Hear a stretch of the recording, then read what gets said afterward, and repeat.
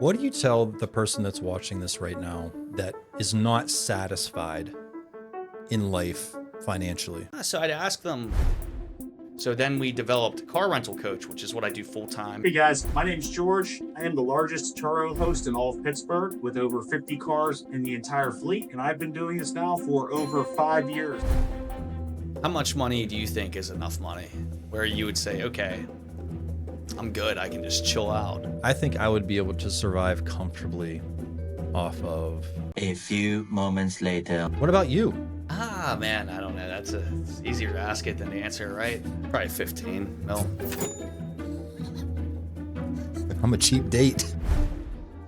How did you get in with Rick Ross? The way that we started working with their brand Slippery Soap, so we've collaborated with them.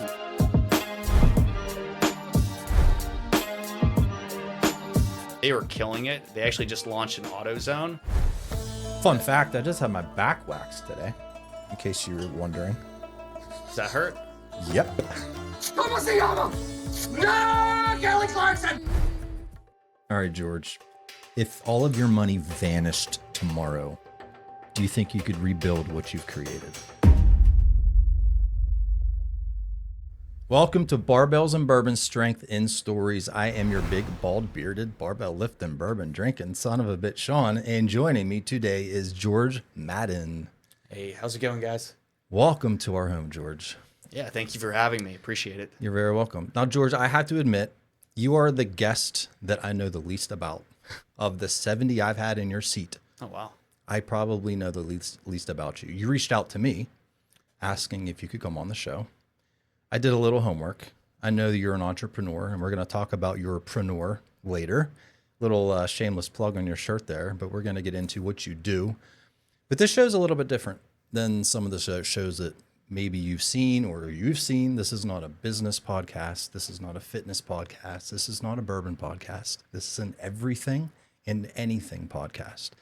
I want to know what you do, but I also want to know who you are. Sure. What created the man sitting here today. So we're going to get into your life story a little bit, the good and the bad, the indifferent.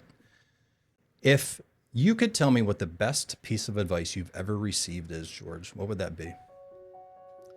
Yeah, great way to start it. So, best piece of advice, I would say only take advice from people whose life you want to live.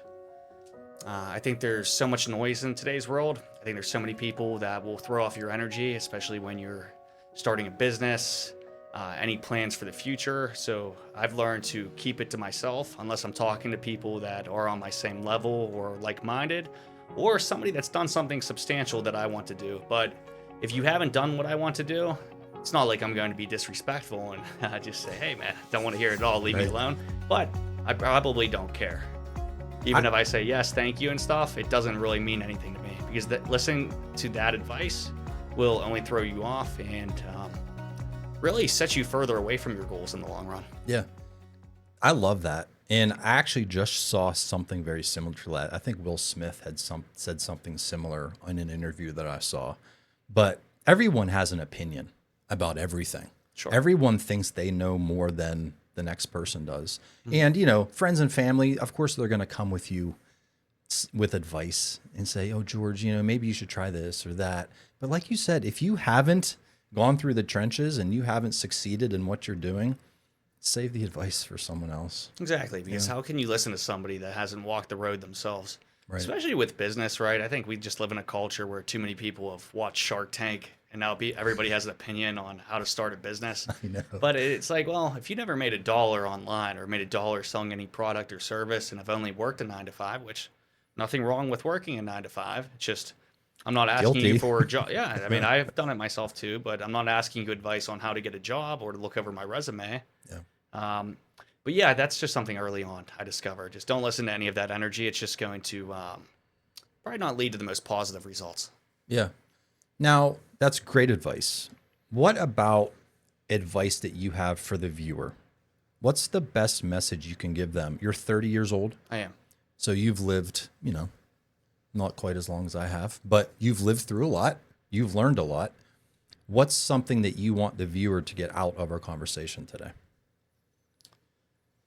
So this is more from Steve Jobs, but he always talked about how remembering that he was going to die was one of the single biggest like motivating factors in his entire life. So I like to take a step out from everyday life, and if I were to say zoom out on what's going on, right? Well, we're on a rock. I have a car rental business, and it may seem very serious, like everything in the business, which business is serious. I take it more seriously than anything. But in the grand scheme of everything, we're all going to make mistakes. We're going to mess up. And if you really just zoom out, nothing is really that serious. So why not take as much risk as possible? Because it's a short life. Time goes faster as you get older. I'm not that old.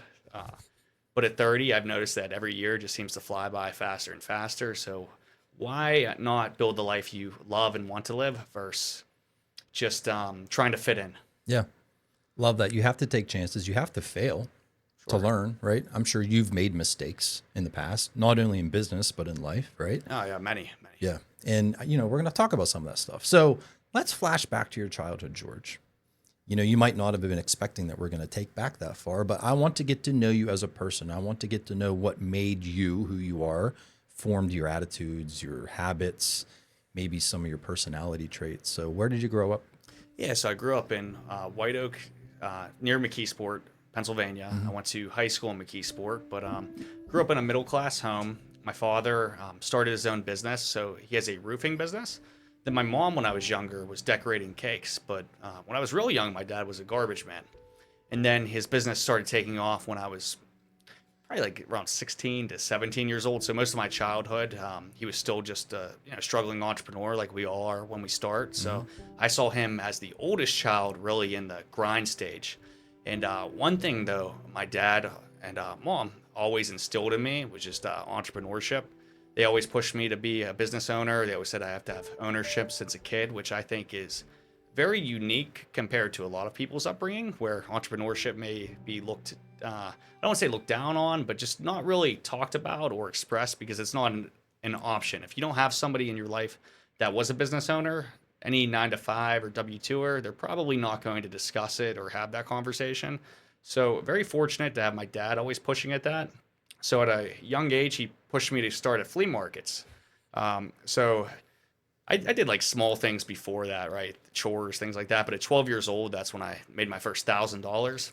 And that was a big deal. When you have $1,000 at 12, it feels like having 100 G. You're like a millionaire. Right now. Yeah, no, it really does. It's just like I could buy all the girls at school, the cheap Pandora bracelets, all that kind of stuff, right? After you get it. But so I went to the flea market, worked with my grandma, which is funny. So my grandma was the flea market queen. She loved it. She sold like everything you can think of, from knockoff purses to lighters, like some of the ones that would even say like F you and stuff when you like hit them. Like basically the stuff you see on Alibaba now that nobody had access to because you'd have to order it through magazines back then. All the trinkets you can imagine, right? Yeah, all that cool stuff. And then what's interesting about my grandma, though, she did it out of a hobby. She didn't have to. My grandpa was a nuclear engineer, so they did pretty well and stuff. So it wasn't like she was selling these bags to put food on the table. Right. It was probably for spending money and stuff. But nonetheless, it was still very exciting. So at the age of 12, I had a lot of information when it comes to all of the main brands, Gucci, Chanel, Prada, Louis. Like I knew them all. And I started at a young age really learning the importance of brand and then just perception with people. Because I thought it was funny that it's like, okay, people are willing to spend, say, $75 to $100 on a knockoff Chanel purse, knowing that it's fake, just for the status that it brings you. And funny enough, I've never worn any fake stuff just because I'm actually against it, because I feel like if I can't afford it, I don't want to wear it because it doesn't feel the same to me. And it's probably from dealing with all of the knockoffs. I did have a fake pair of Oakleys and stuff when I was like 12. We and all then, have. And then probably like the Louis Vuitton wallet or something that I got for $20. But So you can spot a knockoff pretty well? yeah, very well. Okay. So just one of the main indicators, especially with purses, is the zipper. So they always chintz on the zipper. And when we would get the bad knockoffs, we'd meet a guy in the McDonald's parking lot that would go to New York City, and then we'd meet him there to pick up for the flea market. Any of the zippers that would stuck, you just grab a candle, put some candle wax on it, and it smooths it out to make it a little bit better. But obviously her clientele knew that these purses weren't genuine. You know, when you're selling something for $75, that's $3,500 in stores. Okay. Now, you said your parents really drove home the entrepreneurship attitude. Why? I know they both did it, but why do you think they were so serious about you doing the same thing? I think they saw potential in me with my hustle. I was always good at school. I always don't want to say I was bored with it, but always was looking to make money. I always wanted to make money from a young age. I was pretty obsessed with it. Could be growing up middle class, could be going to school in McKeesport where I saw people have a lot less than me. I'm very blessed. We always had food on the table, and honestly, my family didn't struggle very much. I was able to go to college, everything, but a lot of the kids I grew up with, I saw people go through some of the worst situations you can imagine. Houses being shot up, people being killed, drugs galore. And being around that, I think made me even hungrier and have more purpose to make that money. Because I realized with money, I didn't really care about it from like a vanity standpoint. I cared about it because it was security and it was freedom. And I look at it kind of like a game, right? It's like, well, if you're winning the game, then you have more of that. Yeah. And yeah, that's what always got me into that. But the family just always focused on that just because I think they saw potential in what I could do. And I always loved business. Being that you grew up in I don't want to say a bad area, but yeah, you saw some pretty, rough things. Did you think that money was going to be your escape to get out of that? So I wouldn't say even so much of an escape, but I found that I couldn't like relate to a lot of the people that I would go to school with. I have some great friends, still stay in contact, but I don't know if it's just Pittsburgh, maybe it's McKeesport, maybe it's this area in general, or it could just be the circle I was in. But I felt like everybody was very small-minded. Where sure, I like sports and stuff, but I don't feel like talking about like which college player is getting drafted to the Steelers next season. I don't need to know his stats from what college he went to and which high school he grew up in. And I feel like that's a lot of the conversation around here. Mm-hmm. And then you start talking about something bigger, like, hey, like how do we start making millions of dollars? How do we like grow a brand? How do we build something substantial? Then people kind of get quiet and look at you like you're an oddball. So after I started making some money here, when I went to Penn State, that's where I really found some people with the same mindset, and I was able to connect at that higher level because I was able to join entrepreneurship programs, talk to people, from overseas that weren't even born in America that came to Penn State, other good friends that had different situations, and I was finally able to choose my tribe instead of just being around people that, maybe just have different goals. That's all. So even though you wanted to be a business owner and make your own money, be your own boss, you still went to college. I did. Why did you think that you needed that extra education? So my parents really pushed me on it. Neither of them went to college, so I was the first college goer in my family, which was a big deal. And they just pushed it to me since I was young, and it just made sense logically because I was always pretty good at school, found it pretty easy for the most part. And I chose my major. I originally wanted to do psychology and marketing because I like marketing a lot, and that's something I do a lot now. But I just looked at the majors for business. I said, what's highest paying? I read finance. I said, okay, let's go for that. It was a little bit hard. Was able to do pretty well in it, but I went right with that major because I think Wolf of Wall Street came out around that time. So I'm thinking, okay, maybe I'll go to New York. I'll get a job at Goldman Sachs, something like that. Make my 200, 300, starting out, maybe working 80 hours a week. But that was the plan. It was honestly solely for the money. It's not that I'm passionate about finance. Okay. How much of what you learned in school do you apply to your job today? Honestly, I'm a big fan of YouTube University. I've learned way more from YouTube than I have from any college course, to be completely honest. No, not much, but I will say the communities where I really benefited. And I think college is good because it does set a certain standard. You do have to pass certain classes. It prepares you in some ways. I'm not a big fan, though, of having to take all of the general studies. I remember taking an art class at Penn State. That was harder for me than like currency exchanges because you had to memorize like years and dates of paintings and like the name of them. And I just thought, this is really stupid. You're not going to learn anything. Memorization doesn't teach you. And you're in finance, and why am I having to remember art? And, You had to learn Spanish and all this other stuff. But I get it from the business side because if I own Penn State, of course, let's add some more credits to this thing. Let's keep the money rolling in. Then let's upsell you at the end. Let's go to grad school. Let's get a master's. Let's keep it going. I want your money, and I want you to be in the program as long as possible. And then when we're done, I'm going to send you a letter asking if you want to donate to help. Yeah. But I do like Penn State overall, and I'm glad I went to that school. And the reason I am happy I went there instead of a smaller school is because Penn State's like, I would say like Penn State's like the Nike of college, right? Then you have like Harvard and stuff. Maybe that's like the Louis Vuitton or something. But we're Nike. We're a solid brand. Everybody knows, and we have the best alumni there is, and that makes a difference. I'm one too. Yeah, we are. We are. Right? There we go.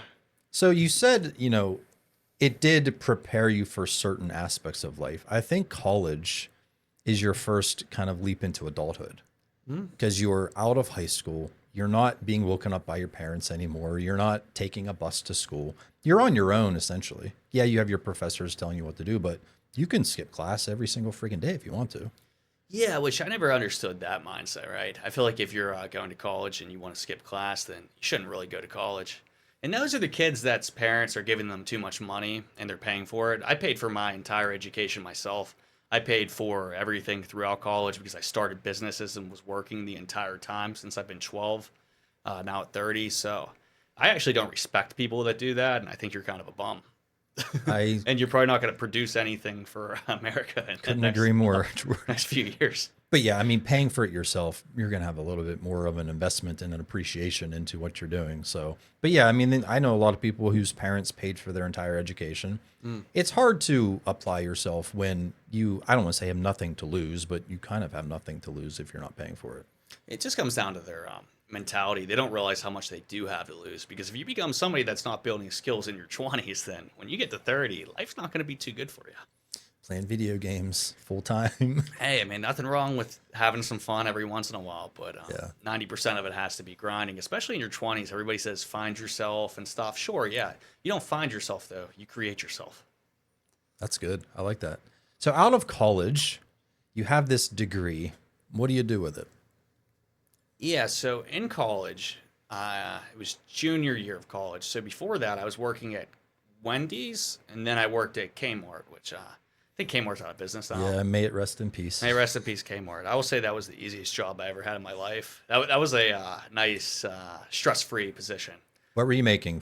$4 something an hour? I think it might have been like 7. So Ooh. yeah, no, I was Big balls. swimming in the money back then. But from there, I started a bracelet company because I met a good friend of mine. Hey, shout out Nick Andreas. He was doing e-commerce, and I met him because we decided to live with each other in college.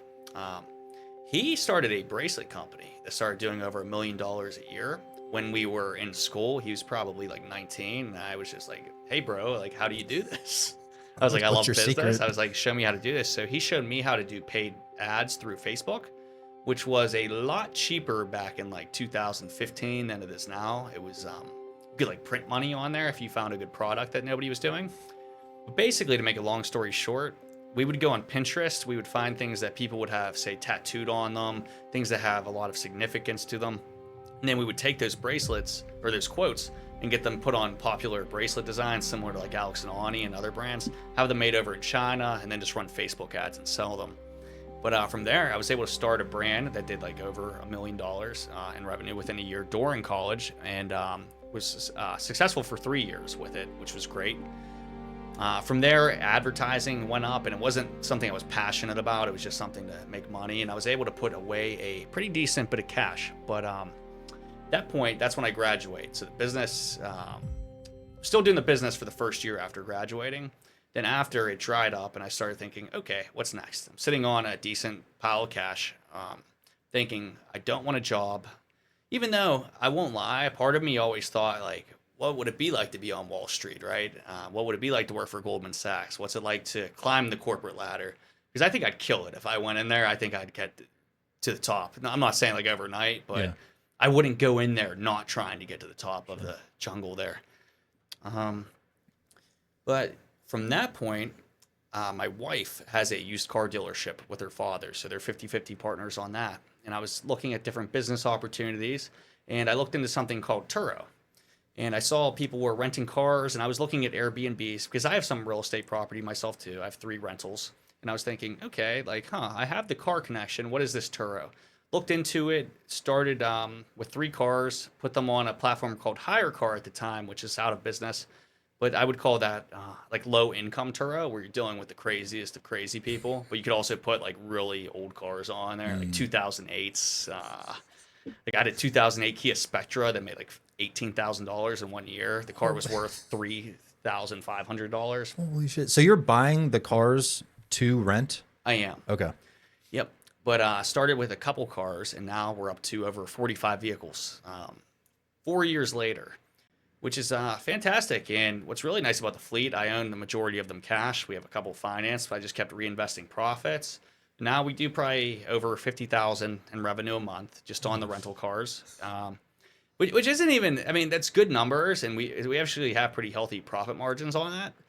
But from there, it was like year 4 being in this business. I'm in year 5. I had so many people coming up to me saying, "How do you rent these cars? How do you do this?" And I'm helping them, and I'm helping so many people for free. And I'm like, "Oh my God, I just spent like 10 hours this week on phone calls." And then when you're good at something, you should start charging for it, right? Yeah. So then we developed Car Rental Coach, which is what I do full time because I have employees for the dealership now. So I don't detail the cars and everything like I did for years. And it was crazy. And now what we do, we help people start or scale a car rental business.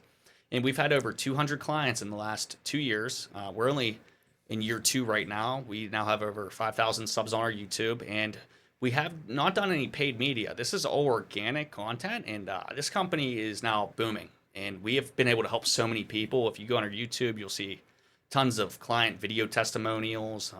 I've helped people get up to like 30 to 40 cars. It's crazy because I teach them everything that I didn't know when I started. All of the pitfalls when it comes to insurance, the right cars to buy when it comes to market analysis, and then just really how to make sure you avoid all the mistakes I made. Because the car rental business is nuts. It seems like there's a lot of people who are very successful in a certain niche or a certain business, and now they're getting into the coaching aspect. You know, Sure. they're done with running the business. They're done detailing their own cars.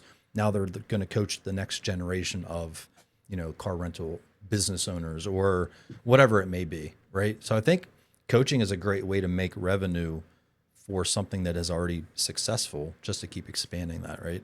Oh yeah. Yeah. Yeah, 100%. And so we're coaching, but what we're doing with Car Rental Coach, we're building an infrastructure for people. So when people sign up with us, we work with them for 3 months to help them set up with a custom business plan, but we also help them source the vehicles through our auction connections, and we ship them to nationwide. So that's a whole nother part of the business. Then we have insurance partnerships to help them get connected with the right insurance partner. Because with rental cars, every state's different. Every different type of vehicle you want insured is going to be different if you're talking like high end versus economy. And then from there, we also have connections to help them build private rental websites. So we're like a one-stop shop if you want to start a car rental business. And coaching's just like the cherry on top. So really, we're like the infrastructure for it. What do you enjoy? And I say enjoy loosely. Right, real estate or car rentals? I know they're very different. And I know there's a different amount of maintenance that goes into each and insurance that goes into each. Which one's more enjoyable or more lucrative, I guess? Car rentals is more lucrative for the short time because it's higher cash flow and you're able to make more money through insurance claims, smoking fees, cleaning fees, and definitely more profitable, and what I recommend for somebody that wants cash flow. For wealth building, for say long term, I like real estate for something passive that maybe if I'm lucky and I live to my 60s or something, it'll be nice to have those properties. I have tenants in a few properties right now. They're paying them off, and I'll enjoy owning those later on. But as far as making money today and what's more profitable, cars 100%, but not just any cars. You'll see a lot of the gurus and coaches online. They're always flashing the Lamborghinis and stuff like that. There's no money renting luxury cars. That's fake. Anybody that says there is, maybe if you're in Miami or Vegas, and still I'd love to see your numbers when it comes to depreciation on these assets. Economy cars is the way to go. So I'm talking like 2017, 2018 Hyundai Elantras, Kia Souls, Chevrolet Equinoxes. That is where the money's at. Is it just because of maintenance and depreciation? Depreciation is the biggest factor because Okay. usually within like 4 years, that's when it takes its biggest dip.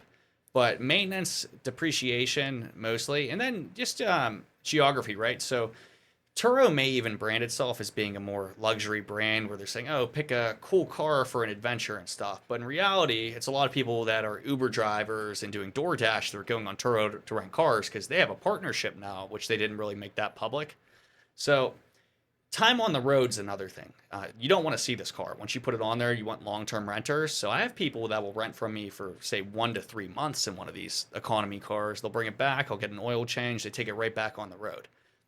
If you're renting something that's high end, you might get it for like weekend trips and stuff like that. Also, keep in mind we're in Pittsburgh, right? We don't have the best roads to ride supercars around. We don't. And it's just on. What I like about it too, no matter what the economy is doing, these economy cars are still going to perform because when things are bad, people still need to get around. When things are good, people still need to get around. So I'm pretty hedged against a recession, I'd say. So some of these people are renting long term, like months at a time instead of just buying a car. Years sometimes. Really? Is it cheaper than just buying a car? So I think people fall into a trap where they aren't able to save up enough money to put down on a vehicle and they don't have the credit, so they will rent the cars instead. And if your options are you can either buy this or you can either, I guess, not afford to buy a car and have no car or rent one and still be able to make money Ubering and stuff, it's going to make more sense to do that. So you're going to deal with people in the position where they probably don't have the credit build up or the amount of money to put down for a down payment. And they're going to be in kind of that limbo, keep renting from you. They're doing well enough where it makes sense. It covers the car payment. They're still able to make some money themselves. And then, yeah. Oh, so they're renting a car from you and then using that car to make money. Exactly. Which is what's Okay. beautiful about the business model, because now they're going to keep the car because it's a wealth generator for them. It's like a win-win for you. Yeah. And they take better care of it too. Well, yeah, because you're not going to hop in an Uber that's treated like shit. Well, you will. I but mean, once in a while, right? 1 star. Yeah. But okay, I wasn't even thinking, and I don't know if that was the point you were trying to make early on, but I wasn't even realizing that you were renting these cars out, and these people were going to make money off of that. To them, and then also people rent from me for just private use and just like picking their kids up, or they're coming to Pittsburgh. We get people from the airport that will Uber to us. But I'd say a large portion I've really noticed it transitioning into more gig work stuff. So what sets you aside from these other car rental places? So one would be availability. I have availability from 7 a.m. until 11 p.m. 7 days a week. I also make it contactless. So there's not paperwork. So when you go to Enterprise or something, it takes a lot longer. There's ID verification. You're standing in line. With me, you book it on Turo. All I do is verify your license. I send you a code. You're good to go and take the car within 2 minutes. So speed, price, and diversification of vehicles, because I have everything from 2023 Ford Explorers. So I do have some nicer stuff too. Jeep Wranglers to Kia Spectras and Mitsubishi Mirages. Meanwhile, when you go to Enterprise, it might be the same, like just Nissan Rogue or whatever standard. Got it. Yeah. How much do you pay a month in car insurance? That's a great question. So probably around $4,000.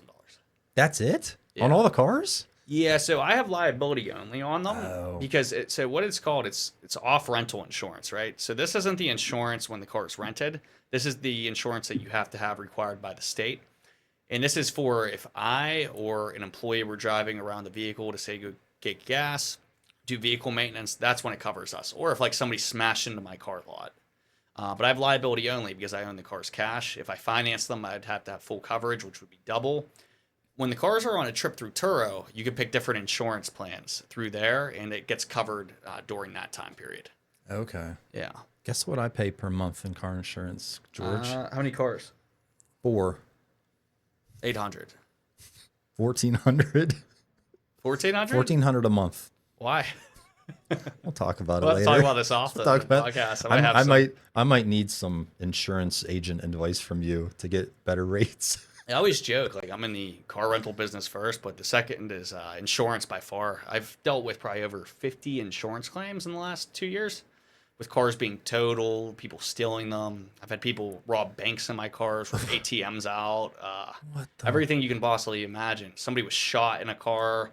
I had to jump in it, even though there was human blood on the seat, throw a blanket over it when I picked it up from the tow yard. We've had fentanyl in vehicles, like so much that the seats were caked that it was actually a hazard to clean because apparently that can seep through your skin if you touch it. Yeah. Kill you. So We've had cars totaled out because of too much fentanyl in them.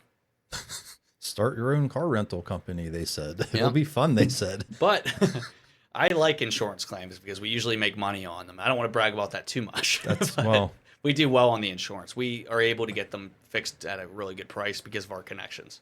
so you have people renting cars to take family vacations, and you have people renting cars to murder somebody in. It's a combination in Pittsburgh for sure. We get both sides, really. hell? It's interesting. And you would never guess like who's going to do it. I remember when I did my first private rental off of Turo, and I still do private rentals, but I'm pickier with who I do them with because they're higher risk but more reward. Had an older woman, maybe like in her late 60s, seemed like super nice. Almost like the type that would bake you some cookies or something, right? Like seemed really cool. Like she brought the car back clean. She's like, "Oh, can I do private rentals? It's just too expensive through Turo." I was young. I was like 25 years old during this time, so I was stupid. And I had her sign a contract, and everything seemed fine. I didn't do a background check on her or anything. She starts making payments to me for like the first 2 weeks. Everything's good. Then week 3 comes by. Don't hear anything else from her. And now, it's like a red alert. Text her. Says, "Sorry, I got diagnosed with cancer. I'm at cancer treatments and stuff." And I'm like, okay, I have a little soft spot for that. I've had people I've lost in my life that mean a lot. That's probably everybody has from cancer at some point, right? But let her go a little bit. Then it goes on to the next week, and then just not responding. And I decide, okay, let's look her up on her Facebook. And looks like she's like smoking crack and stuff. Her profile pictures. Yeah, smoking crack. Not exactly, but you can tell there's drugs being done. Not baking you cookies. No, not baking you cookies, baking soda. Something else. Yeah, something else. And at that point, I called the police around there, and this is in Butler, PA. And Butler, PA is a weird place. Okay? Yes. It's like a lawless town. I called the cops there, and they know who she is, so I think she has some sort of connection to the police. They won't help me. They say, "Oh, this is a civil thing." And I'm like, "What do you mean? My name's on the title of this car. I have a contract. You have to help me." And they just wouldn't pick up, respond. So then I look into it, and it's hard to find a tow guy that's going to do this job because it's a little bit higher risk. So are you familiar with Dog the Bounty Hunter? Oh, yeah. Yeah, so we find a guy. My wife does, actually. Looks just like Dog the Bounty Hunter. He has the Oakleys. He had the long blonde hair, too. And just he looks kind of like you, kind of jacked. Might even be a little bit bigger than you. I don't know who would win at arm wrestling. What's his name? Yeah, I'm going to get find him. Yeah. But so reach out to this guy. He gets the car back. Just pay him $2,000 cash.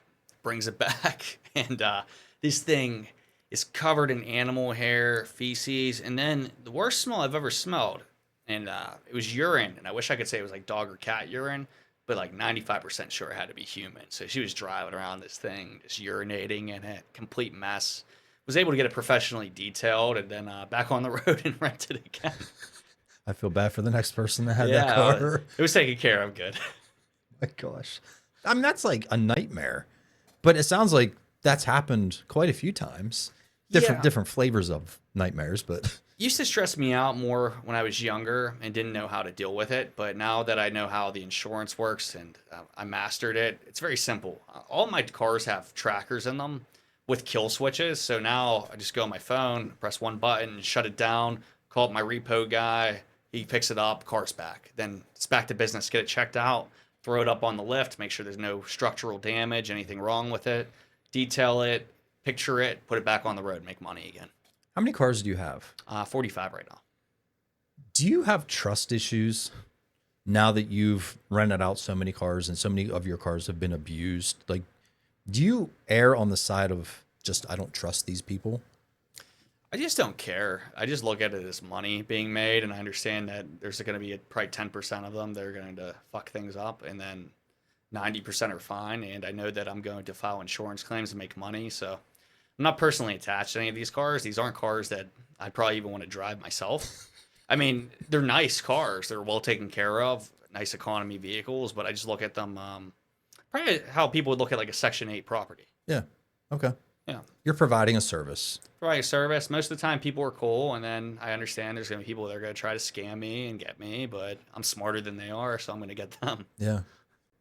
Why do you think money drives us so hard, George?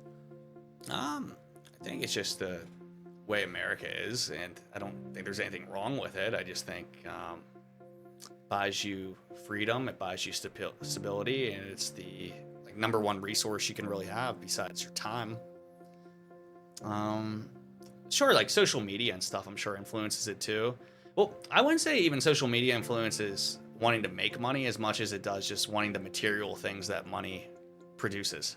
Because I actually don't really care about materialistic things. I do like having a nice car and stuff. I'm not gonna lie about that. It's nice to dress nice and be able to travel and stuff. But I'm not a big flashy person. I don't care about like wearing Louis Vuitton head to toe. Sure. I have like a few pieces from different things.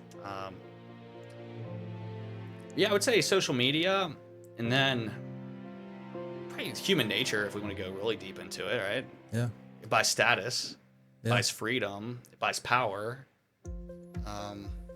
Pretty much like everything that you feel like you want to be when you're watching Scarface when you're 12 years old. Yeah, I mean, it wasn't a trick question. It wasn't a loaded question. Trust me, I'd like to have more money than I have now too. It is a sense of freedom. The status thing, I get that.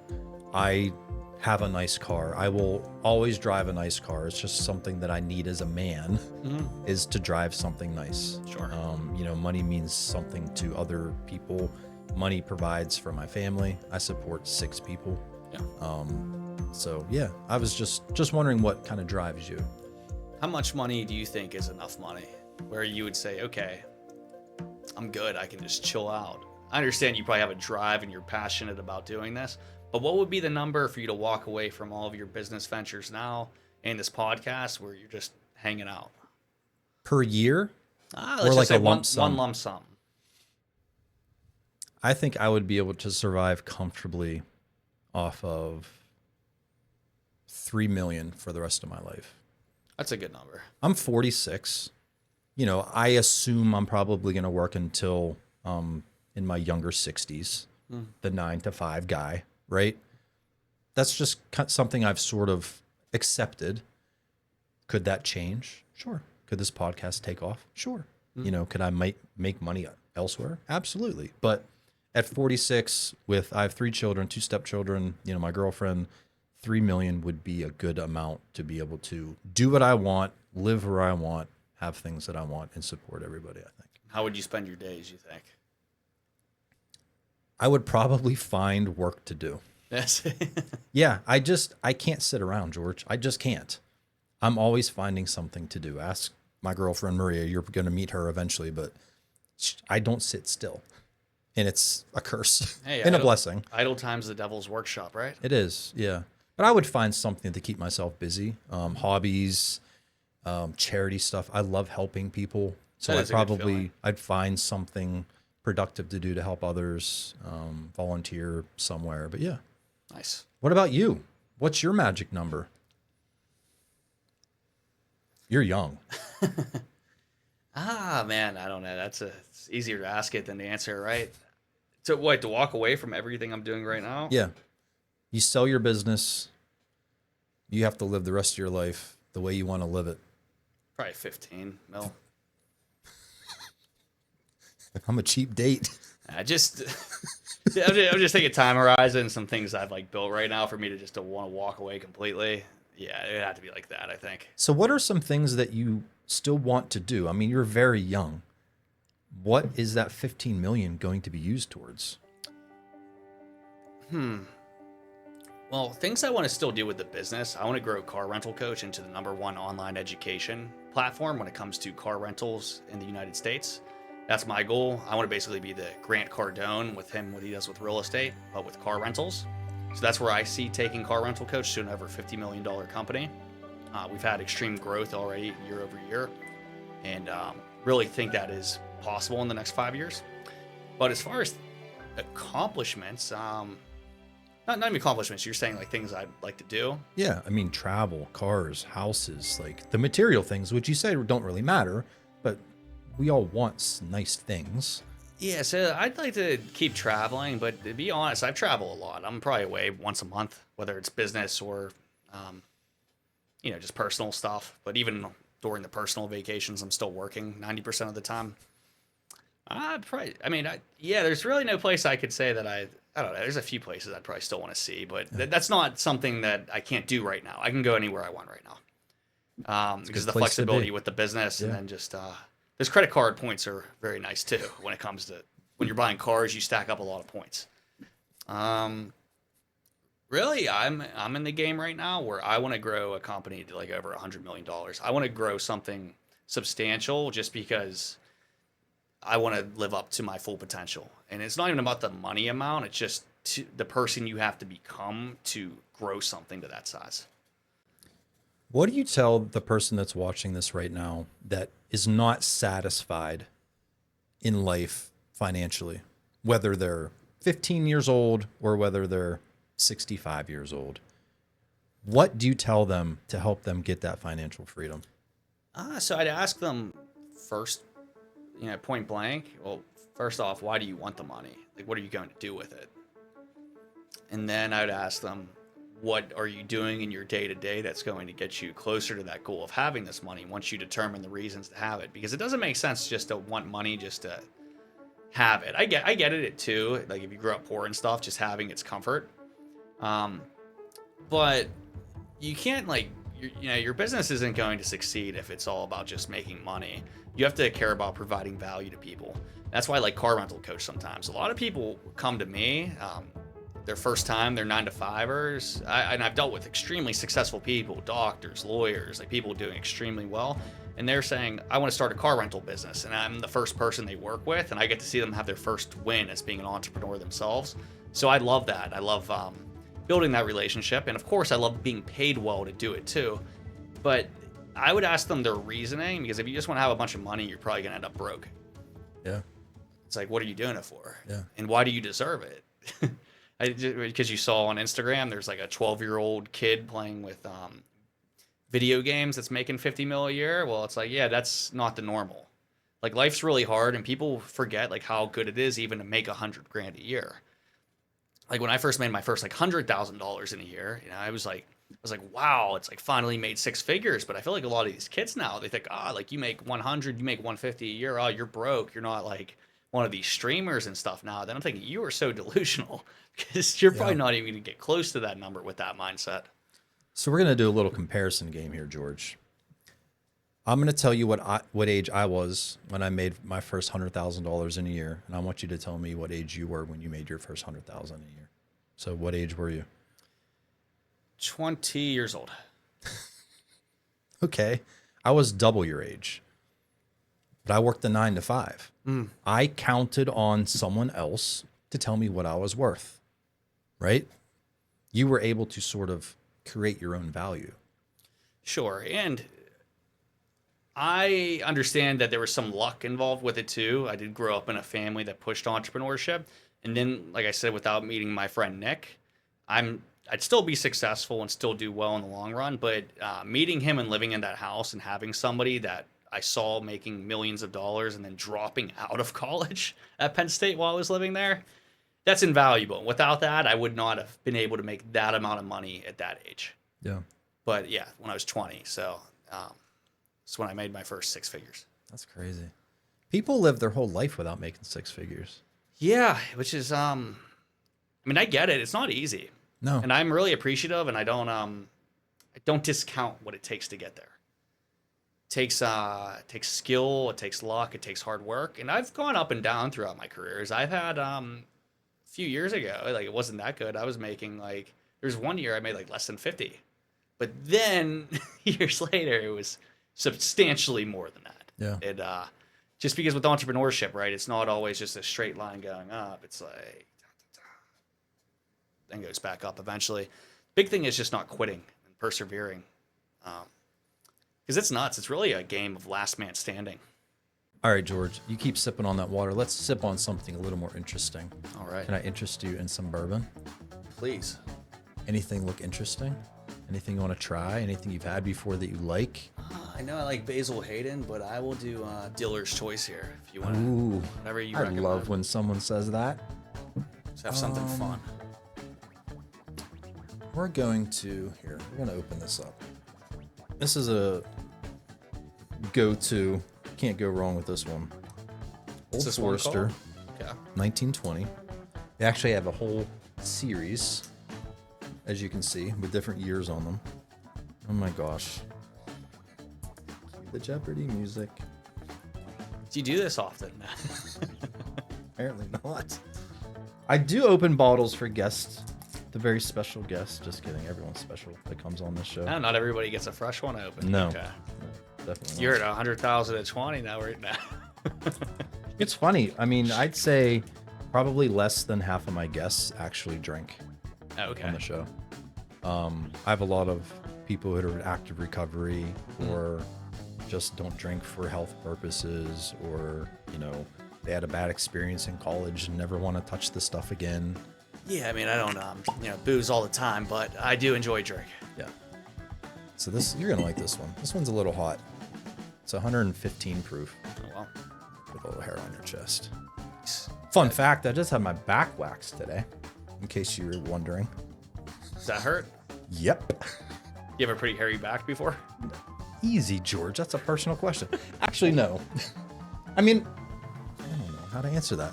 Yeah. Hairy enough to need waxed. I get a hairy chest, not on the back yet. Yeah. Maybe that's in the 40s that will start happening. So the girl who waxed me, Erin, at Vibe Beauty and Brow Bar in Murraysville, she did a fantastic job. She told me that my back was not as hairy as nearly, many of the ones that she's seen before. So I took that as a compliment. How long I does didn't that have the take? back sweater.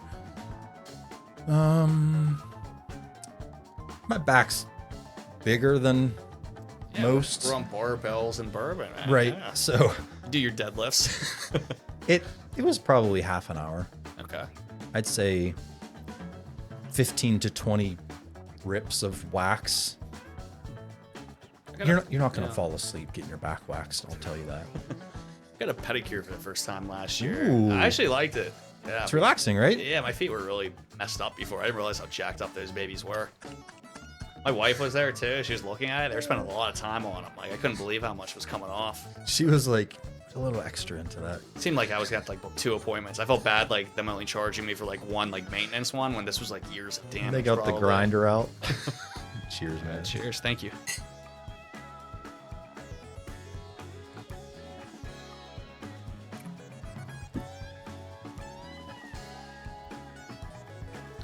It's good. It's thick. It's got a kick to it. Dark. Mm-hmm. Oh, very good. Appreciate it. Thank you. Yeah, well, you got a little more left, so you're welcome.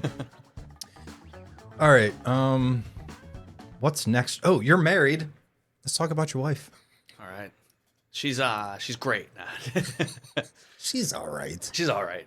I met her in college, Penn State. We are, right? Keeps throwing that in there. And we met in philosophy class at branch campus. We actually went to the Penn State McKeesport, and then I went to main campus, and then she would come up and visit me there because I had to go there for finance. And big reason I got into the car space because of her family. My family does some real estate and stuff. And like I said, my dad does roofing. So I always had that connection with him and my uncles for real estate properties. But yeah, having that money and then investing into the cars was one of the best things I've ever done, because without that, wouldn't have the Turo business and then wouldn't have car rental coach. So Yeah. no, but great woman. She has always been very supportive of everything I've done. Definitely taken a lot of risks, and she's probably thought, wow, I chose a harder road than just, you have a finance degree, you can do decent.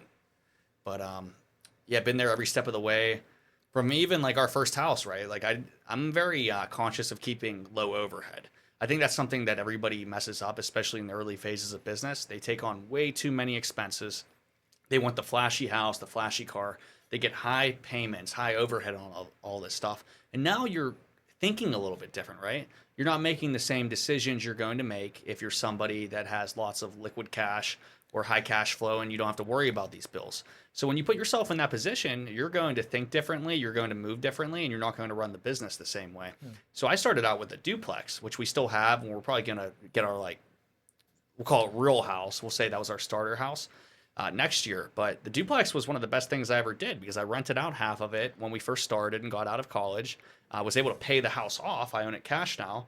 And it was able to keep my overhead where I didn't have a mortgage or bills every month. So I was able to be riskier with the businesses, because if I didn't make any money that month, well, I only had to make a couple grand and we're still living large. Plus, as the landlord, you live there. So it's super convenient, right? Oh, yeah. You don't need to ship someone an hour away to fix a leaky pipe. You can Exactly. just And rent it. I was very selective with who I rented it to. It was just like friends that I've known from college, and then my sister too, and her fiance when they graduated from college. So the way it's set up too, it's like an up and down duplex, even though there's separate entrances. I would not have wanted a stranger living in that situation, which sometimes you have to do what you have to do, but it wasn't too bad. It was nice, and there were good memories, but now I'm ready to get out of the duplex and just have our own place. But I always tell my wife, she's looking at like really nice houses and stuff now, which I get. But like we're gone every single month, so it's like, well, we're gonna like hang out in Pittsburgh a little bit more, or do we just want to pay this big mortgage? Kirsten, I love you if you're watching this. Well, you could Airbnb it when you're gone. That's true, but I don't know enough about it with Airbnb to know that if it's worth it or not. Maybe it is, maybe it's not. But I hear good things. That could pay your mortgage for 1 week of rental. That's true. I heard people with the golf tournament were doing really well renting out their houses. I'm talking like lump sums of over 10 grand and stuff. I know someone who rented their house out for $40,000 for the week for the U.S. Open. So, yeah, that's going to pay their mortgage for probably at least a year. You said 40,000? $40,000 For how long? a week. Yeah. What location? I can't disclose too many more specifics. Gotcha. But yes. 40 racks. Yes. All right. Right? That's very smart. I have clients where is the World Cup going to be? I don't Okay, I think it's Texas. I might be completely wrong on this. I talk to so many people every single day. But I had 2 clients in the same area. I believe the World Cup's coming there, and they're getting ready to do like Airbnbs, and their Turo cars and everything are going to really kill it because of that. Yeah. I mean, the U.S. Open was only 20 minutes from this house. And I was actually considering renting this out, but we have many pets that we would have to rehome or dehome for that 1 week that someone would be here. And it was just logistically, it was just a nightmare. I mean, because we have a pool, we have a deck, we have, 4 bedrooms. So it would have been a nice location. It would have been a decent place to rent out, but it just would have been such a pain in the ass. Did you go to the U.S. Open or do anything? Not this year. Yeah. My dad and I were going to go, but he has hip and knee problems. Dad, I know you watch all these. I'm not, just speaking reality here, but he doesn't get around very well. He moves slow. He's, sore fairly often, and he doesn't like large crowds. Yeah, well, So- sounds like the U.S. Open's not the best environment then, right? No, not for him. We had gone in the past. We went back in 2005 when it was here. But yeah, and I don't love golf as much as I used to because I don't get to play as much as I used to. But anyways, yeah. Yeah, we were going to go to the U.S. Open, but we actually went to the Rick Ross car show during that time. We went to Atlanta, my wife and I, and then business partners in the car rental coach team. And that was cool. It was at Rick Ross's house, which is Evander Holyfield's old house. Oh my! Okay. It's like a 100-acre property. He was able to get like an amazing deal on it. Rick Ross is a very smart businessman. How did you get in with Rick Ross? Well, so anybody can actually go to that event, but the way that we started working with their brand Slippery Soap, so we've collaborated with them, which Slippery Soap is going to be probably the #1 auto detailing product kit in the world. They are killing it. They actually just launched an AutoZone. What I did, and this is advice to entrepreneurs out there watching, never think your dreams are too big, and don't be afraid to talk to people that may seem out of touch to you because, it's intimidating, right? Like I do fairly well, but then the owner of Slippery Soap, right? His name is Jeremy Lewis, great guy. I reached out to him on Instagram, and this is a guy that, I understand there's levels to entrepreneurship. He's levels above me. So it was great that he even responded to me when I asked him about collaboration because I liked his products, which are Slippery Soap. I think they are the best on the market by far. And I'm obviously a huge fan of Rick Ross. I mean, for his business and music. So I reached out to him on Instagram, talked to him about car rental coach, and he really believed in the vision with that because he understood it. A lot of people were renting cars, making money, and it's like the same thing with both cultures. We're all about making money. Slippery Soap's about getting cash, detailing businesses, car rental businesses in the community.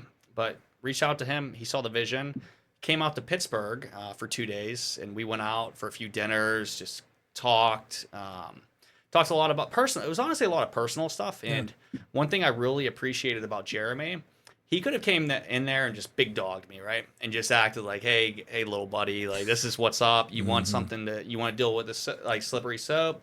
Like you better like wire me 50 grand right now, then maybe we'll talk about it. Like he could have came in with that, and that's why I really respect Jeremy, a very down to earth guy. And even though he is, on his way to becoming a huge business mogul, probably already there, but just seeing him blow up is crazy. But I really appreciated how he handled it, and we were able to talk back and forth. We came up to some agreements, and now we've been able to do some collaboration posts with Slippery Soap on our Instagram, and a lot of their people have come over to Car Rental Coach.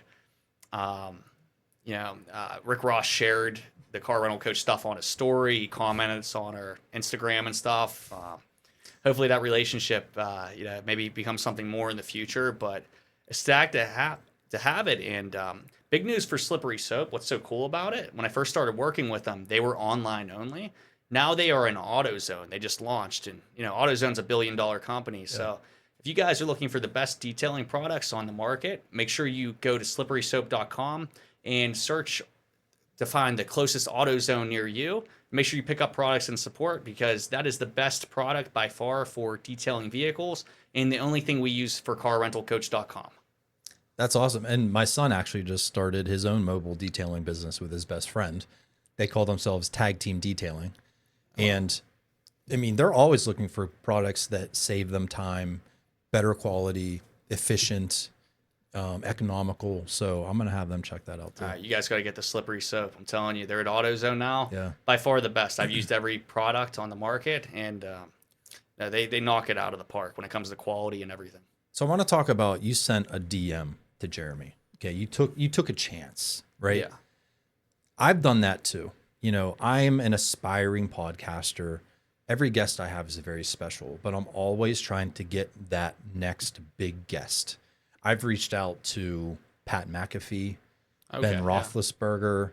Like, I'm not afraid to try. Do I get responses? No. But one of these days, I'm going to get that. Yeah, I'd love to. Jeremy, very humble guy, right? He could have big dogged you. Oh, yeah. But he gave you a chance. He saw some potential. He's like, yeah, I'm going to talk to this guy. I'm not going to make him pay me up front, because he's building the next generation of entrepreneurs or whatever, right? So I do the same thing. Don't be afraid to take that chance, because you have no idea what's going to happen. And look what happened to you. Exactly. My advice to the viewers, if you are going to do something like that, don't do it too prematurely. Nobody wants to hear about the podcast that you're going to start or the business you're going to launch. You already have to have proof of concept. If I would have went in there and said, hey, Jeremy, I'm thinking about teaching people how to start car rental businesses in the next year, he'd say, that's great. That's great, bro. Keep it up. If he even responded at that point. I think people do that too preemptively, and you have to do it at the right timing. You already have to have value and show that you're able to build something. And then from there, you can start entertaining the possibility of, say, like a celebrity partnership or something of that nature. But everybody talks. Everybody has an idea. Did you make $1? Do you even have a video yet? Did you even make your first thumbnail? Did you have your first guest? Right. But yeah, and always think about it from their point of view too. Like, what do you have to offer them? Because they get pitched. When you're talking about somebody like Rick Ross, or let's just say like a shark from Shark Tank, or even the people you're talking like Pat McAfee, even Ben Roethlisberger, everybody is messaging them every day. So much bullshit. Yeah. And you have to make yourself stand out. And the only way to stand out is proof. Yeah. Have something to back up your annoying DM or whatever, right? Yeah. Yeah. And I try to be very transparent and very, I don't know, like add a little emotion to my DM, not like make it AI or whatever. Like, hey, I'm from Plum, because Pat McAfee graduated from the same high school I did. I didn't know that. Yeah. 4 years later, like we were never in the school together, but I was like, hey, Pat, I'm a Plum guy. I graduated in 97. He does amazing things for our community still. He's, buying football uniforms and pitching in to returf our fields. Like, he's still very charitable, very active, with his old community. So yeah, I gave that little background. So I'm not just some schmuck trying to talk to Pat McAfee. But, anyways, one of these days. Did he read it?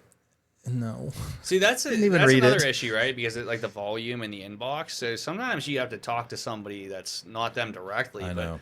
Because there's always a guy that knows a guy that talks to that guy. When you get to these level, when people are making over like 10, 50 million a year, you can't talk to them directly. They're not even reading their own inboxes. No, because I mean, they're getting hundreds of messages every single day. Yeah. There's so much noise. Like think about what we deal with, even on our level with entrepreneurship, just business, working, and how many distractions there is. Like sometimes it's hard to get back to, Uncle Fred or something that texts you. Now imagine that times I'm probably underestimating. It's probably times like I'm saying 1,000. It's probably times 1,000,000. Yeah. I never thought of that. Here I am, like, wasn't losing sleep because Pat didn't respond to me, but Hey Pat, get on the phone, man. What's going on come here? on, man. Come on, man. Don't you love the little guys in Plum? Yeah, come on, Plum. Your roots. What's the Plum high school team? What are you guys? Mustangs. The Mustangs. Go Come on, Mustangs. man. Once a Mustang, always a Mustang, brother.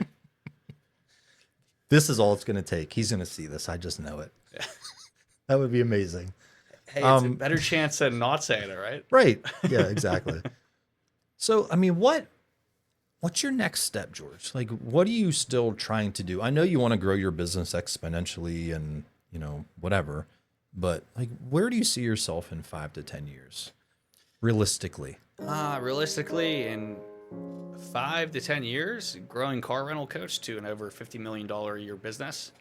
And then probably, I don't know, maybe at that point, maybe want to exit it. It depends if I'm able to sell it or not. I don't have a problem staying on. I really enjoy what I'm doing right now. And it's kind of early to talk about selling because we just started getting some exponential growth here.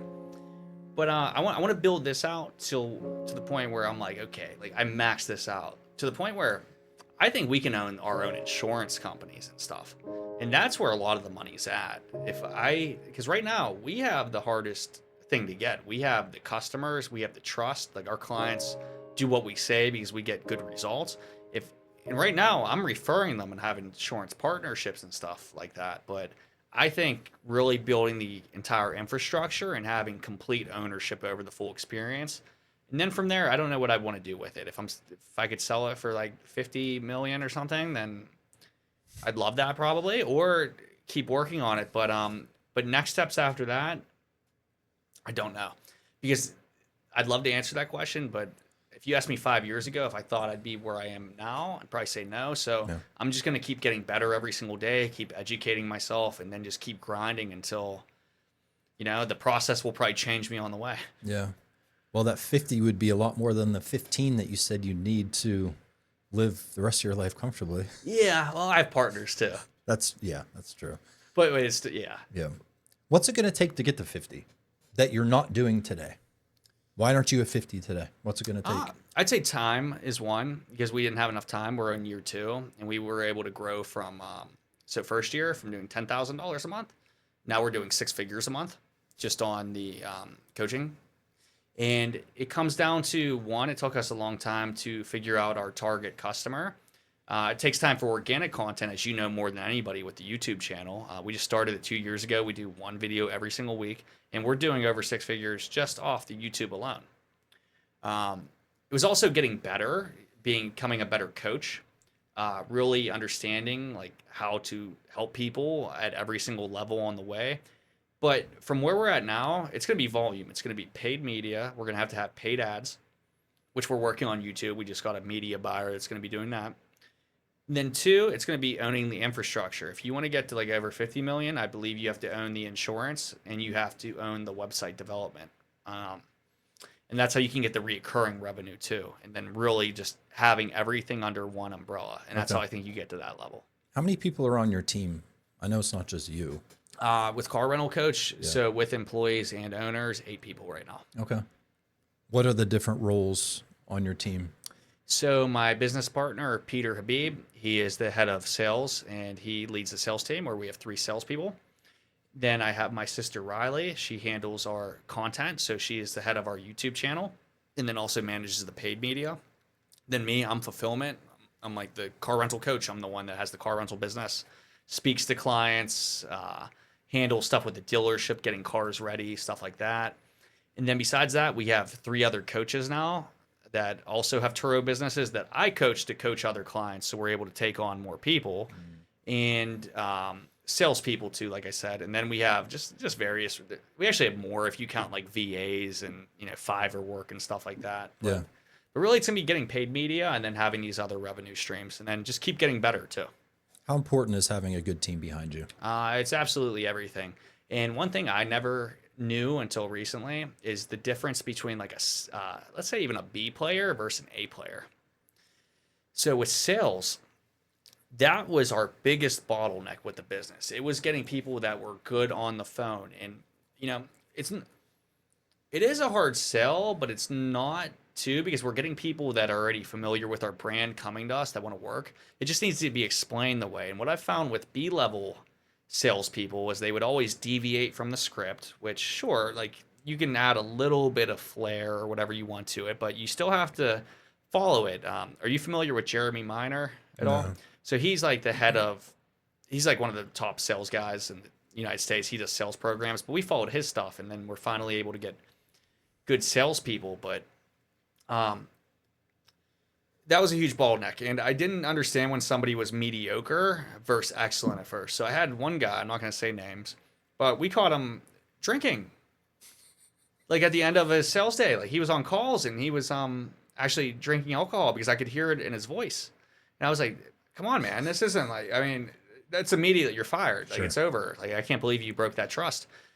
And I dealt with a lot of people that were just doing good enough, right? It's like you're just hitting the quota to not make me get rid of you. And then we hired our first A player, and then I'm like, oh wow, you brought in like $70,000 yourself when the other guy was making his 15 to 18 in revenue and just barely holding on. So it always makes sense to pay for A talent if you can, and it's harder to find. It's not even just about money; you have to find them, and I think sometimes you have to find them from other companies. You have to, what's it called? Poach them. Yeah. Is that poach? Poaching, yeah. Poaching, yeah. Why is it so hard to find good workers these days? I think it's getting worse and worse. I don't know if COVID had something to do with people just not wanting to put in effort anymore. And I'm not saying everyone is like this, but no one wants to work, and everyone wants paid in a huge amount of money to do the bare minimum. Yeah, great question. So are you a nature or nurture guy? Nurture. Nurture? I'm a combination. I lean more towards nurture. I'd say like 70-30 with nurture. So I think we live in a society that's very convenient where you can get cheap dopamine from too many places. So whether it's scrolling on your phone, looking at Instagram, whether it's watching TV, I mean, you have AC everywhere. Whether it's watching Barbells and Bourbon podcast on YouTube, like and subscribe. Make sure you guys do. Barbells and Bourbon, the best. But yeah, so just I think too many cheap dopamine fixes that keep people content enough until they realize at the end of it, after they get off their like cheap dopamine high for years, they realize like how little they've actually accomplished, and then they probably go into a deep depression, realizing that they were just distracted the entire time. I believe in having that killer instinct too. Just obviously I like to have a good time. Believe me, like I like to hang out with friends, family, travel, party sometimes, all that. But at the end of the day, it's like the whole work-life balance thing is kind of a joke when it comes to entrepreneurship. It's like it's entrepreneurship, then everything else has to come in after. People are too spoiled. They think you can have your cake and eat it too. They want the results, but they don't want the lifestyle that it takes to achieve that. Yeah. And I've gone through so many sleepless nights, like so much stress. Like, I mean, I honestly feel like I'm probably in my 50s at this point from doing this since I've been 12, especially the car industry. It's nuts. So I think it's that you can feel kind of good in our society without working that hard because of the cheap dopamine. And then I think a lot of people are very just weak and don't have that killer mindset, which is fine because there has to be wolves. I said that weird. There has to be wolves and sheep, right? Yeah. And there's nothing wrong with being a sheep, but don't get mad if you're not doing anything to stand out. Yeah, I've heard on multiple occasions recently that there's no such thing as work-life balance when you're a business owner. It's work. Yeah. And eventually you get to the point where you can balance, but you have to just focus on one thing for the most part, right? Absolutely. And that's another mistake I made too, even as far as 2 years ago. So I started my own podcast. It was 2 years ago. It was called Greedy Pig Podcast, and it was good. We spent a lot of money on production. The episodes were great. I was doing that. Then I had the rental business. Then I had another e-commerce brand. Then I had car rental coach. And then car rental coach starts killing it. And I'm thinking, okay, all this other stuff is now like, I love it. And I'd like to revisit the podcast and stuff, but it doesn't make sense for this time, because if I'm not putting everything I can into car rental coach right now, then I'm failing my clients because they deserve the best version of myself. And I'm also going to lose to somebody that is willing to sacrifice everything else to become the leader in this space. And I'm not willing to do that, because when, lightning normally doesn't strike twice, and car rental coach, that's my second lightning strike. And I'm going all in and nothing else matters. So I had to cut off a lot from my plate, which I've been a lot happier. It's a lot easier to focus on one thing than to put yourself in the mindset of 3 different businesses and thinking about all the different intricacies and, just the whole dynamic of it. Yeah. Okay. Being that you've been a podcaster, you're an entrepreneur, you've been in marketing, you've seen all different sides of the fence. Critique my podcast, from production to content to everything. All right, let me take a sip of this first. It's going to be brutal.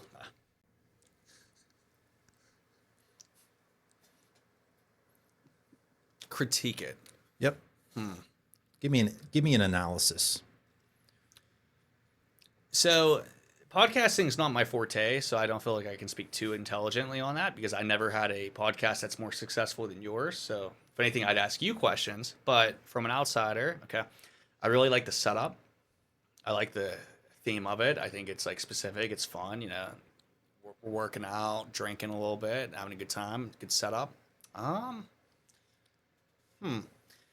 You know who I'd ask? I'd ask my sister Riley to look at your back end YouTube stuff, and she would give you the answer. So what I would do to critique you, I would get Riley on the phone, and then we'd look at how you're doing your thumbnails, how you're doing your SEO, and everything on YouTube. And she's the beast with that. That's what she eats, sleeps, and breathes. And if you want a free call with her, I'll do that for you. Could you? She'll look it over. Yeah, I would. She has 2 appreciate YouTube channels. So Riley has Living in Pittsburgh, which is the #1 real estate channel for people moving to Pittsburgh. And that's where she gets all of her clients. And she does the car rental coach YouTube. And, it's one thing, right? It's like, okay, cool. We have over 5,000 subs in a year. That doesn't mean anything. We get 8 to 12 booked calls on our website from YouTube every single day. And these are leads that when you speak with people, it's funny because it's like being a B-list celebrity. They're like, oh my God, do I get to like speak with George? And I'm like, hey, I'm here. Which is funny, which is so cool. And I love helping everybody. I love my clients, but it's just funny because I remember being in the same situation where I'd look at the gurus on YouTube and stuff and be like, oh wow, like it's him and stuff. And there is that weird little thing. Where, you get a little starstruck. Yeah, a little bit. I'm not Rick Ross, but not yet. Not yet. All right, George, you mentioned the arm wrestling thing earlier. It's time. Ah, jeez. Do you want to take your last? Yeah, your last sip. Take a sip here. Ever. I didn't know this was part of. I wouldn't have agreed to come here today. It's in the contract. You signed up for this. Am I even giving effort? You got like pythons on here, man. This is just for entertainment, George. Alrighty. I promise. Sure, we don't want to thumb wrestle. We have done that once. I did thumb wrestle once. All right, I just gotta get my arm smashed down real quick. All right, I am going to ask you a question, a serious question, as we do this. Yeah. You're gonna have to think under pressure. Go ahead and start whenever you're ready. Got the wrist nice and arched a little bit too. No, Here, well, you're gonna get it regardless because you're just the circumference. All right, George. If all of your money vanished tomorrow, do you think you could rebuild what you've created? Absolutely. How would you do that? By putting money on you in arm wrestling. All right. That was a good fight. Oh, yeah. No, seriously. You did good. Oh, that's respectable. Oh, thank you. Very, very well done. Oh, he doesn't like to play with his food too much, so that's good, guys. So you could recreate yourself. You have no doubt. Yeah, absolutely. I've done it before. After I stopped doing the bracelet company, went into the car rental company. So I'm an opportunist. I'll figure out what's making sense. I'm not going to say I can do it overnight. And I might mess up a couple times, but as long as I have I'll say this, as long as I have my health, then I can do anything. Yeah. If you lose that, then I don't know. It's not really fair anymore. That's true. I mean, what are you going to do at that point, right? Yeah. But yeah, absolutely. How do you feel about that? Do you think if everything was taken off you tomorrow, you could still recreate everything? Yes, I just don't know if I would do it the same way. You know what I mean? Because like, I asked you to critique this podcast, just for conversation purposes, but there was kind of a reason behind that. I've been getting a lot of negative comments on a certain video on YouTube, and I've been critiqued that we talk about fitness while drinking bourbon or with bourbon in the background. And my point is, like, I don't sit here saying that I'm a picture of fitness or this perfect specimen. Like, I never, ever advertise myself as that. The point of this is, yes, we can have some fun. We can be healthy, and we're just having conversation, right? People take shit way too seriously, and it drives me nuts. So I might brand myself a little bit differently, so there's no confusion. Because I think people tune into this maybe to think that we're going to talk about working out the whole time. I don't know. Comment below. Like, what vibe do you get when you hear barbells and bourbon? Do you think we're going to talk about lifting weights? Do you think we're going to talk about alcohol? Or do you think we're just going to have a real conversation? I guess that's what I would consider if I were to do this over again. Yeah, no, that's a good point. I don't know. When I think barbells and bourbon, I kind of think like gym bros and having some drinks and hanging out and talking. Funny you said that. Yeah. Because I asked ChatGPT to rate or roast me. And it did a great job of roasting me. Yeah.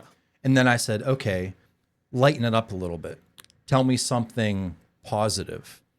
And it said, Jim Bro sits down for a group therapy session. Dr. Phil meets Joe Rogan with a side of arm wrestling. Yeah. That was kind of paraphrased. I'll put the actual response here, but that's exactly what this is. You know, that's exactly what it is. It's kind of like a therapy session. You didn't get into too much serious shit about your life because you didn't have a bad childhood or you weren't abused or, whatever. But, I have a lot of guests that sit here and confess to some really crazy stuff that they haven't even told family members before. And they're telling all of YouTube. So anyways, yeah. Yeah, no, I mean, you definitely dig deep into some topics. I watched a few of your episodes before coming here, and I think it's great to provide that platform for people to open up. And ultimately, right, like we want to talk to the viewers watching this. For anybody that, like right now, say you want to be an entrepreneur. Great episode for you. Hopefully, we're giving you some good nuggets with that. But then you have other episodes for somebody that maybe went through traumatic times as a child, or maybe doesn't have the best relationship with their partner. I mean, we're all human and we're going through, like, life's crazy. And anybody that acts like they have it figured out is lying. This whole thing is nuts and we're just reacting to it. And there's lots of good, there's lots of bad, but it's about keeping a positive mental attitude. Yeah. Because positive mental attitude equals other people's money. That's a sales thing I remember learning. That's a great finisher, George. Well, I mean, seriously, I really enjoyed our conversation. I learned a lot. I'm always trying to improve in all aspects of life.